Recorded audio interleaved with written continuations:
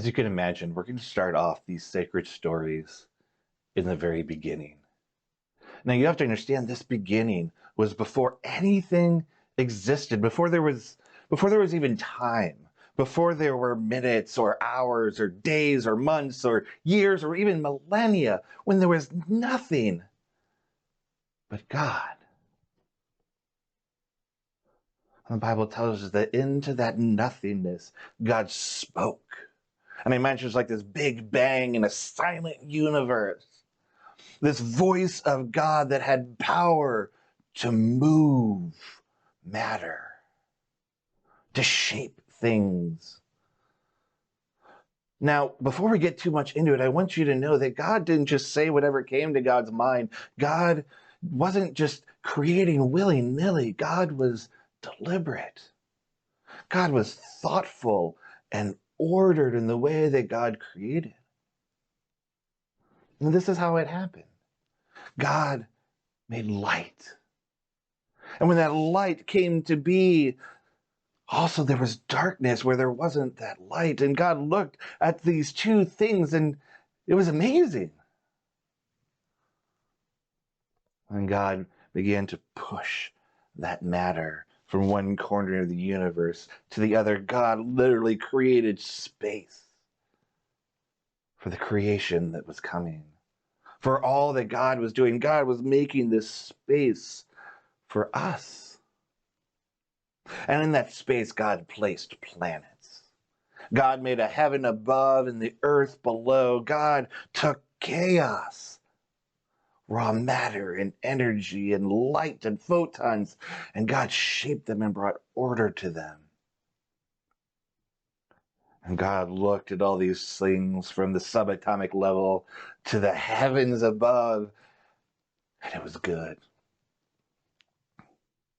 God took one of those planets and set it spinning around a star, put a moon to rotate around that planet. With those two things, time and seasons were born. God sprinkled stars in the sky, so many that we can't count them, so many that we're still discovering them to this day. And God looked at it all. And it was beautiful. And on that planet, God gathered those seas together into giant puddles, into oceans, and emerging from those came dry land.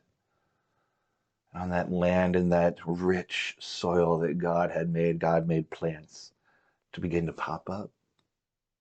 There were seeds, there were fruits, sweet fruits that came up. There were beautiful flowers. There were tall, mighty, protective trees. And God looked at all of these things.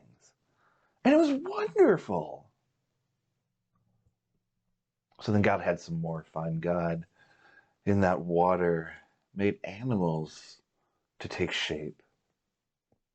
First, some of those animals began very simple, but they got more complex. They got eyes and ears, lungs.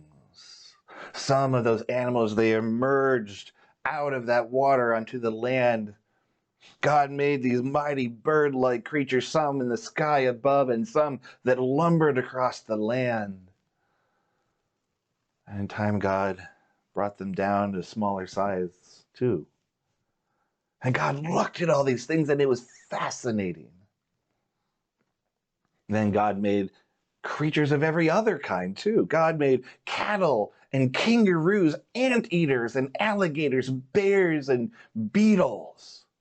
But God was not done. Because from the very beginning, from before God even started creating anything, God had in mind a creature that would be like God. And God was excited to make people who, like God, were filled with wisdom and understanding, with counsel and strength, with knowledge and reverence, and especially with creativity and joy. God looked at these creatures. God looked at the humans that God had made, and they were lovely because God loved them so much. And then God did a peculiar thing. God stood back and watched. Like a child showing off their artwork to their parents and their friends and anybody else. God watched creation unfold like a blooming flower and just took delight in it.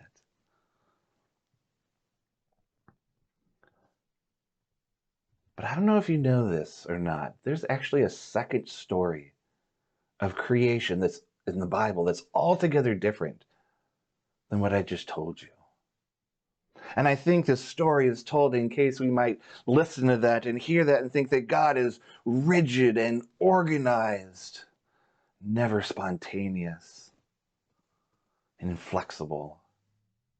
Because in this story, God is like a child with Play-Doh. We hear that God comes into what God has made into creation and finds the very best mud in all of creation. And God plunges his divine hands into that mud and begins to shape forms. Like a potter with clay on a wheel, God masterfully shapes humans into these vessels. And then God does the most ridiculous thing in all of creation. It says that God leaned in close to these creations and put the divine lips onto them and breathed life into them. God breathed everything into these people. And to this day, all of creation is filled with that Spirit of God. That Spirit's going to weave through all of the stories that we hear. And it's going to weave through all of the stories yet to be written. And I can't wait to share them with you over the next 46 days. And so I wrap up today with you looking forward to our time together again tomorrow.